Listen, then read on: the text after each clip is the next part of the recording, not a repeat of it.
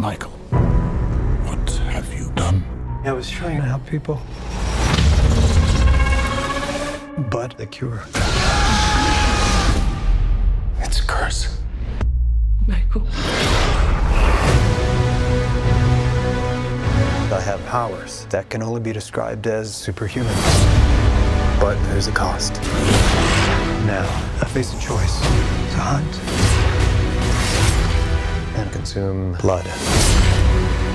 Or die. We all have monsters within us. It's up to us to control it. What if I can't? Michael Morbius. You've been given a gift. Not exactly. Time to let go of what you used to be. Discover who you're meant to be. All our lives we've lived with death. Why shouldn't they know what it feels like for a change? Just accept who you are. The bad guy.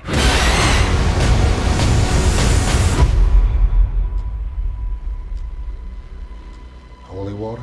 Really? Yeah. You ever see Lost Boys? Story of my life.